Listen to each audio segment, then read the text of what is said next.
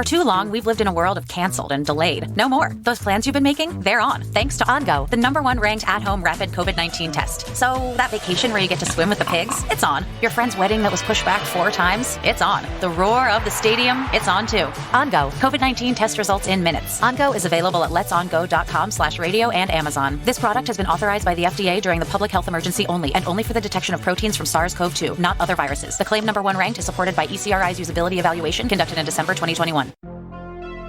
Impact of Influence, the tragic story of a powerful South Carolina family and the mysterious deaths that they are linked to.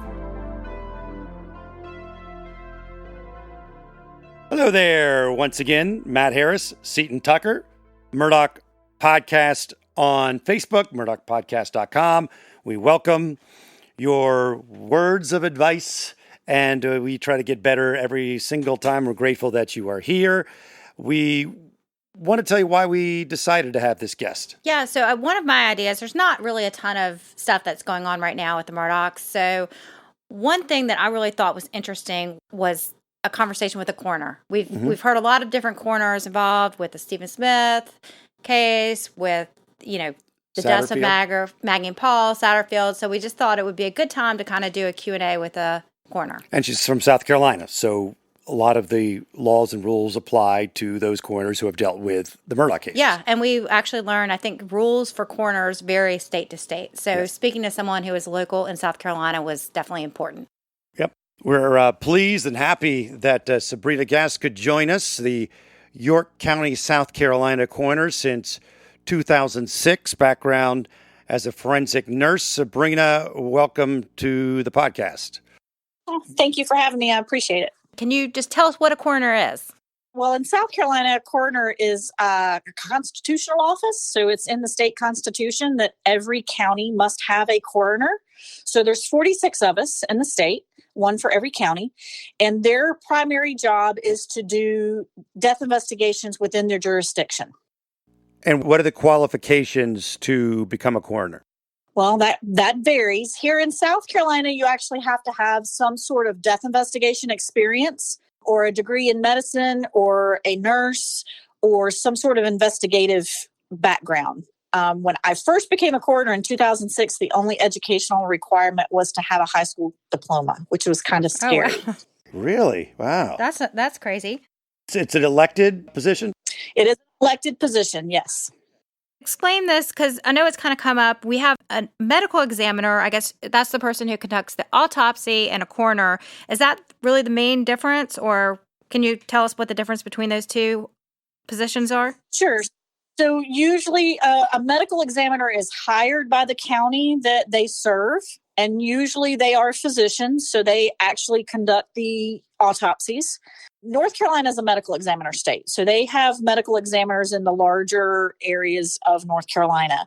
But some in the smaller counties, they may have a medical examiner that is a medical professional, like a paramedic or a nurse, that will do the actual on-scene investigation and then refer the case to a medical examiner county like Mecklenburg to have the autopsies done. So that's the major difference between medical examiners and coroners. Medical examiners are actually hired by their county, and coroners are elected. Okay. So does a coroner go to crime scenes? Yes. So who makes the decision that this is one where a coroner needs to be? So if there's a death, the coroner is there. So if it's a homicide, the coroner goes. If it's a suicide, the coroner goes. If it's an accident, the coroner goes. If it is a death at home and hospice is not involved, the coroner goes. The coroner is the lead investigator into the death investigation. So they go wherever the person has died, wherever that person may be. Well, so what do you do if there's multiple deaths at the same time? I have multiple staff members that work with me, and that does happen a lot. Does the death have to be suspicious or anything, or it doesn't matter? Just if there's a death, the coroner goes? So usually we just go to suspicious deaths or deaths that are not what they classify in the statute is attended by a physician, which means, they died at home or they died out in their shop or while they're out on the lawnmower or something like that. We do not usually go to nursing home deaths or deaths in a hospital, like if they've been admitted for more than 24 hours. We can go to those if there's something unusual or suspicious or something that we need to be involved in. We can go to those. We have the authority to do any death investigation, but we typically don't go to hospice deaths or nursing home deaths or deaths that occur in the hospital. Okay, so when a death does occur, how does the coroner go about securing the crime scene? Usually your coroner is not going to be the person that secures the crime scene. Your coroner is usually going to be I like to kind of say that we're the last of the first responders. We're almost always going to be the last person on scene because when that 911 call comes in, they're going to send a paramedic, they're going to send law enforcement, they may send fire, whatever the scenario may be. And those medical professionals have determined that that person is now deceased. And then the coroner is contacted to respond to that location. So usually law enforcement is already on scene. And if it's something that they feel like is a crime, if it's a crime scene that needs to be secured, law enforcement has already done that prior to our arrival. And when you arrive on scene, I mean, obviously it depends on what happened there, but in general, you do what? Are you taking pictures or is that somebody else who does that? Are you looking at the body for, evidence or body temperature? What are you doing? The responsibility for the coroner when they get on scene, usually how that goes is I will usually contact, the EMS personnel if they're still there or the law enforcement officer that's there because, like I said, they've been there. They have a little bit of information as far as what's going on by the time we get there. So I'll always talk to them first to see what's going on and what we need to do from there. So if it is a crime scene, we work with law enforcement. So I kind of think of it as a parallel investigation. So law enforcement and the coroner work together. It's the same sort of type of investigation, but law enforcement is there to determine if there's a crime that has occurred, and if so, who did it. And the coroner's job is to determine how and why that person has died. So we gather a lot of the same information, and we need a lot of the same information. So we work alongside of each other. So if it's a crime scene here in York County, how we work that is we let law enforcement secures the crime scene. They go in first and they'll do a scene inventory or a scene assessment and do photographs. And then they come back out of the crime scene. They update the other law enforcement agency partners that may be there, the coroner's office, and then we kind of make a plan as to how we're going to enter that crime scene. And we do that together. So their job is to do the crime scene as a whole. My responsibility is that decedent, the person itself. We will talk to witnesses. We do our own photographs. We collect personal property that may be associated with that decedent. Once in a while, we will also take evidence, depending on what the case is and what all is involved with that. But usually evidence is collected by law enforcement. We are responsible for, while we're on scene, we're gathering the information. We're going to assess that body. So we actually put hands on the body. So we're feeling for injuries, looking for injuries, documenting those injuries. And then we actually decide when we're on scene whether that body can be released to a funeral home or whether it needs to go to our holding facility for autopsy and toxicology testing. So we make that decision right on scene most of the time. Who determines time of death? So time of death is a little tricky. It's not like it is on CSI. The only true time of death that can be documented is if somebody is standing over you when you take your last breath.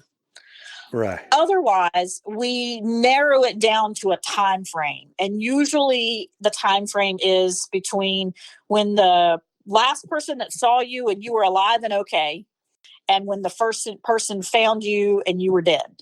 And then we narrow it down in between those two time points. So sometimes we may not get an exact time of death. We can only have a time range And depending on the condition that we find the body, we can narrow that time range a lot of times. So it just kind of depends. Let's assume that somebody didn't see him for 8 hours or something. I would imagine it's hard to narrow it down to like a 10-minute window. Is it normally a few hours or every 30 minutes or is that tough to say?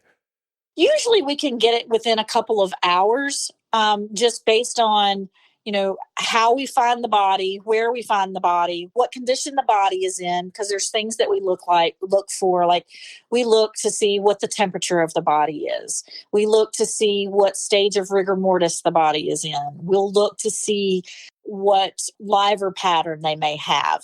And based on scientific knowledge of when those things occur, we gauge a time frame based on that information, along with who last saw the person and who found them. We'll also sometimes use telephones, so we can tell when the last phone call was made or when the last text message was sent. Oh, yeah. If somebody has a pacemaker, that's helpful too, because we can run the information off of the pacemaker and we can see where when the electrical activity actually stopped. So we can use those things as well. You're the coroner. You go out there and you say, the funeral home can have the body, but there's, family member there or somebody says, no, I want an autopsy. What happens then?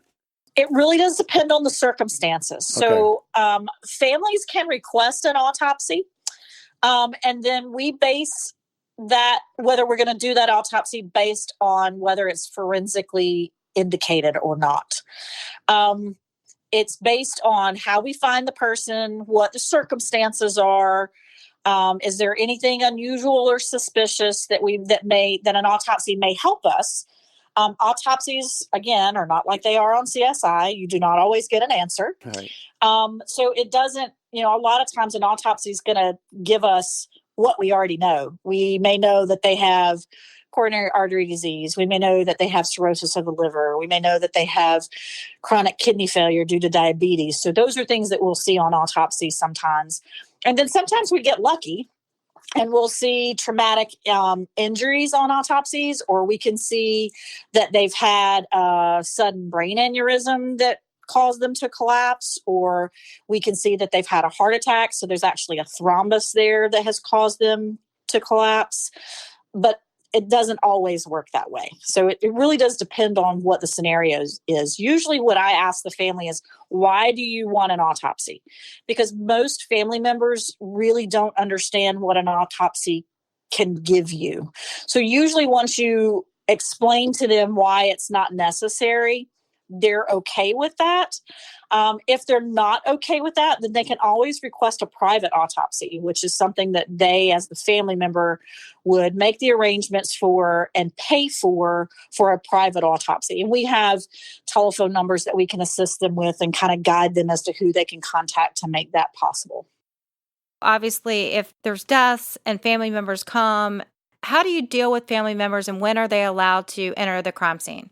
Family members are never allowed to enter a crime scene until the crime scene has been cleared. Usually, if it's a crime, if it's a homicide, families are not going to get to see that person until we have conducted an autopsy and we've released them to the funeral home. Anytime anybody crosses that yellow line, you're not only taking possible evidence in with you, but you're also removing evidence possibly when you cross that yellow line again. So that's what securing the crime scene means, is that you're not letting people that don't belong there in that crime scene. If it's not a crime scene and the person is viewable, then most of the time we will make arrangements for the family to see that individual before they leave, either with my transport going for autopsy or with a funeral home. We'll allow the family to view them then.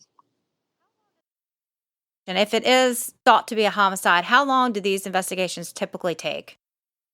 It really does depend. I always say that the easiest case for a coroner to work is a gunshot case.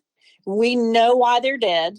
We know that it's more than likely, in the incidents of a crime scene, we know that somebody shot them and they've been shot and where that injury is and that they have died from that gunshot wound. So for coroners, gunshot wounds are easy cases to work. The more difficult cases for a coroner is, let's say you have neglect cases. You have a little old person that's being cared for by, or supposedly being cared for by a family, and they have a lot of medical issues going on, and they haven't been properly cared for, and now they're septic, or they have a raging infection due to the ulcers because they weren't cared for. That kind of investigation for a coroner is a lot more in depth and in detail versus your homicide, which is what everybody sees on TV. Do they always get, is a tox screen always basically done when there's any kind of accidental or suspicious death? So if there's an autopsy that's conducted, there should always be a toxicology. And sometimes we'll do toxicology without an autopsy. It just kind of depends on what that scenario looks like. Like, for instance, we had a case that came across my desk this morning. It's probably going to be a neglect case. He had been in the hospital. They had gotten him out of the home, and he'd been in the hospital, but they had his admission blood. And the family, the person that was bringing the allegations what kept saying, well, they weren't giving him his medicines. They weren't giving his medicines. So in order to either confirm that or see what's going on, sending that toxicology will tell me whether that caregiver was giving them the medications that they were supposed to be given or not. So it really does kind of depend on the scenario that you have. Toxicology is expensive. So you have to know, kind of what it is that you're looking for. You don't want to ask for a needle in a haystack, because your toxicology costs will go through the roof. Really? I didn't know that. Yeah. So we're having a lot of issues with drug overdoses. We're having a fentanyl war. So we have a lot of illicit fentanyl on the street, and they're different types of fentanyl. So you have to kind of know what you're looking for if you want something additional added on to that toxicology, because not every lab looks for everything. So you kind of have to guide them as to what you're looking for based on what you see on scene. Wow, I did not know that. Before we go any further, Seton, I want to tell you about a very cool podcast, and everybody else about this cool podcast. It's this popular con-themed podcast called Chameleon. Love the previous seasons. I've just listened to the new season called Wild Boys. In 2003, in British Columbia, Canada, small town, these two starved young boys show up, known as the Bush Boys, and they have this story that they were raised in the wilderness. Oh my gosh, I remember hearing about this. I can't wait to listen to this podcast. Because it takes crazy twist. And they come out and they start talking to him. The town starts feeding him and helping him out. And they say it's the first time we've ever seen society. They've never seen a TV, never gone to school, just like raised in the woods. Oh, wow. But there's a problem. Everything they said was not true. It's really brave. They break it down how this psychological drama happens. And there's never before heard interviews. This comedian and journalist, Sam Mullins, grew up there, and he tells a story, really great at telling the story, but these kids tell this crazy story, turns out to not be true. The twists and turns are all available for you. To hear the story, search for Chameleon Wild Boys on Apple Podcast or wherever you're listening now. We talked about you take pictures sometimes. Is it like TV? Do you have that big giant flash bulb that goes off? No. Yeah, I think Matt had written as one of the questions he had was, do you cringe when you see portrayals of coroners on TV? Yes. What's the biggest misconception that if people only knew about coroners from television shows and movies, what's the one thing that you wish that they would understand is not true? We don't just pick up the dead bodies.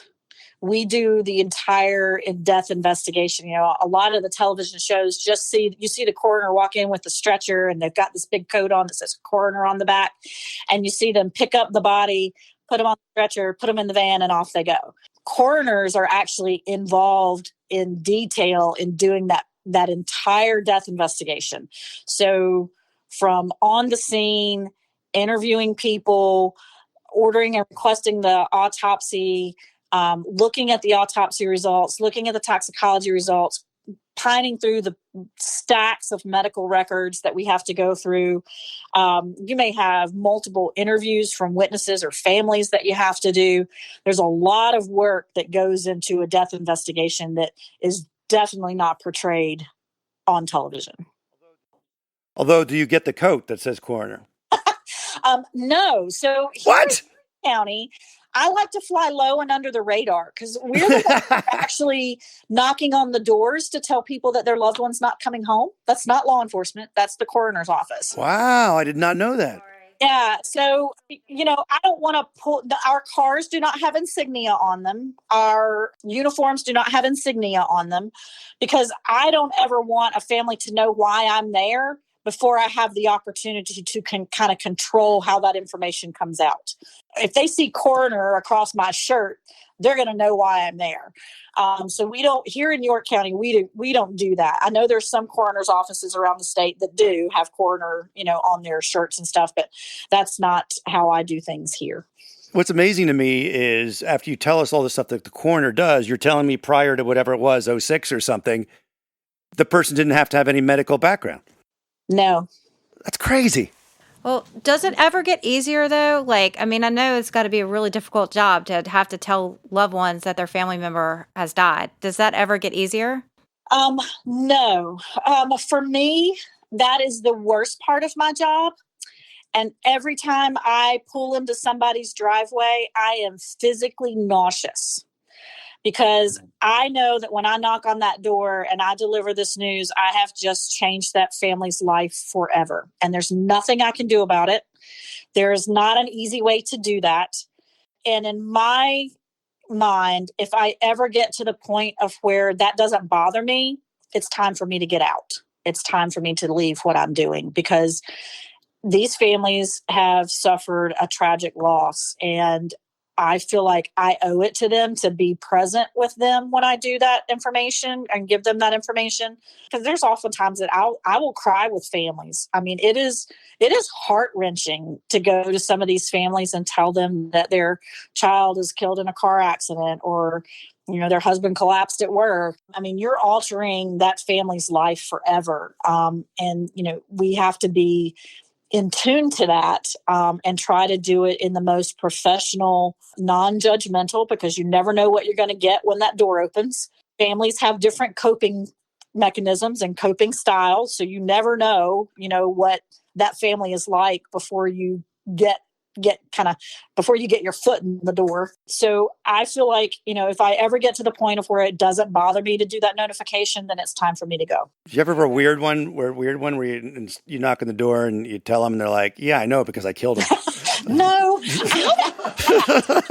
But we do get a lot of information from families. We had a case, it's been years ago. It was a traffic fatality, and myself and Highway Patrol went out to notify the family. And, and she opened the door and she sees the trooper standing behind me. And she's like, I told him he didn't need to be driving tonight. He needed to call me when he left the bar. What jail is he in? So from that information, we knew immediately that she knew what bar he was going to. This is not a unusual act for him. This is something that he does frequently. And then we just kind of had to slowly get her to the part of where he wasn't coming home this time. So that is, you get a lot of information from families when that first information is relayed. And you can get a pretty good vibe on the family dynamics that are going on within that family as well. Does law enforcement accompany you, or do you go with a coworker? Not always. If it's a traffic fatality where Highway Patrol is involved, they always go. They have a protocol that they have in place, and they always want to go with us. They never really want to say the words, but they want to be there when we say the words. Other times we go without law enforcement. It just really does kind of depend on what the scenario is. My folks all carry. We are all we're qualified to carry because you're knocking on people's doors at 2:00 in the morning sometimes, and sometimes you're there by yourself. Now, if we're going into a questionable area of the county, a lot of times we'll ask for law enforcement backup. Hey, can you go out here with me while I do this death notification or whatever that may be? But a lot of times we're going out by ourselves when we do that. Sabrina, thank you. This has been great, very informative. Again, Sabrina Gast, the York County Coroner for 15 plus years now. Mm-hmm. It's been great. Thank you so much. You're very welcome. Thank you for having me. We appreciate it. Okay, Seton, your thoughts, takeaways, etc. from that interview, which was great. And so one thing that really stuck out to me was the time of death of Maggie and Paul being so narrow. Yes. They only give us a 30-minute window, 9 to 9:30. Alex called, he said a minute ago, it was 10:07, I believe. Now, when she mentions the phone call and text as a way to help narrow down the time of death, for some reason I hadn't put that together as a possibility. So it's very possible they were on the phone or texted or something at 8:59. Right, and that would say that they were still alive at that point. So if we can sit at the corner and go, okay, time of death is 9 to but why does it stop at 9:30? When Alex calls, let's say Alex pulls in at 10. He doesn't call for 7 minutes for whatever reason. So let's say why is it stop at 9:30 and not go all the way to 10? Is there some reason that they've nailed it down to exactly 9:30? Or is there some sort of phone record or phone call that happens at 9:30 to indicate they are dead? That is what we've been intrigued about throughout this thing, but it really jumps out a lot more after you talk to a South Carolina coroner who seems to, and we weren't talking about this specific case in any way stretch of imagination, so obviously there's different factors. But the South Carolina coroner points out they use text, phone calls, anything they have, and it appears she was saying that to narrow it down to a 30-minute window without the use of phone records, text, is highly unlikely. Is that fair to say? I think so. I mean, what she said is when they examine a body to establish time of death, they take the temperature, they look at many things, including state of rigor mortis. So to narrow it down to such a small window, there would have to be some sort of information they have. There was a 30-minute window left, really, between the time because we could say, like, it took him a while to make the call, right? Possibly. Because there's the phone, there's the mailbox. Remember, there's a mailbox at the beginning of the drive. We've been down there and seen that. That's where he's probably going in. And he may or might not see them. It's dark. Right. Right? Maybe he's fiddling in the phone. Maybe he's on the phone. Who knows? He might not get out of the car right away. Right? But he did drive, that driveway does go past the dog kennel. Yes. So anyway, it's still a short window, no matter how you look at it. But now it dawns on us that the beginning of the timeline could be based on a phone call or text, not a temperature of the body, not anything like that. It could be just based on that. Yes. Okay. That was one. Okay. What else jumped out at you? So the other thing that stuck out when Sabrina said family members are never allowed to enter a crime scene until it's been cleared. So, for example, we had Riley Benson on last week. He was great. He talked about seeing family members that morning when he was there covering the crime scene. Mm-hmm. If law enforcement, you assume they're following procedures correctly, that would mean that the crime scene had already been cleared. That's what we'd have to find out, how quickly a crime scene, a double homicide can be cleared. We're talking probably about 12 hours, somewhere in that window of when the bodies were found, maybe a little less. And we know SLED was on the scene, so I'm really anxious to get more information from SLED to see exactly how that went down. Well, yes. And you would assume that the murder scene, okay, that's what's cleared, would consist of the entryway into the place as well, right? So they could say, well, the murder scene is where the bodies are, so we let John Marvin into this part or whatever, right? It's still stunning that we are now going on however many months, almost coming up on 11 months, 10 months, and there has not been any statements from SLED or Colleton County or federal investigator or anybody from all the reporters we've talked to in this case, and also Jay Bender, I mean, SLED has a history of being pretty tight-lipped. Yes, that is true. That is true. And the interesting thing also, a side note to all this, is within the last, week, 10 days or whatever, we've had multiple people tell us that things were going to happen. Big things coming.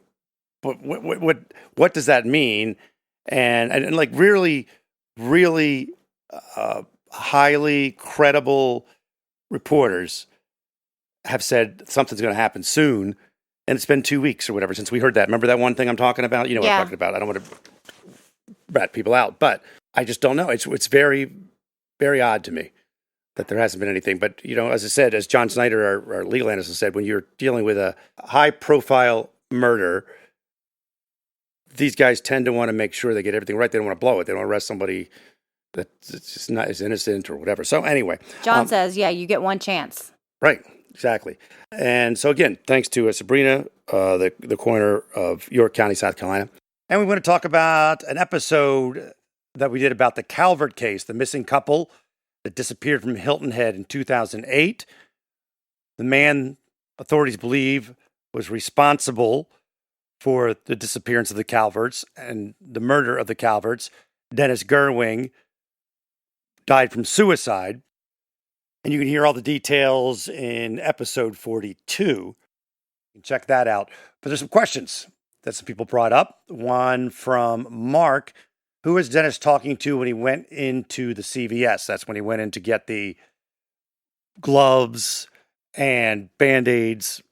What we don't know, right? I didn't see that. No, we don't know. We know he was talking on the phone. That was caught on a video camera, but we don't know who he was talking to. That information has not been released. So we would think that cell phone records have been analyzed, but that information has not come out that I've seen. And he took his Yukon into the repair shop, but maybe he took it to be detailed, someone asked. And we think that maybe something like that happened because it was really clean. Yeah, they found nothing, no forensic evidence whatsoever in any of the vehicles that were searched. Where did the Calvert money go? Well, the total, we believe, from all the people that Dennis Gerwing mishandled money, stole money, was a little over $2 million.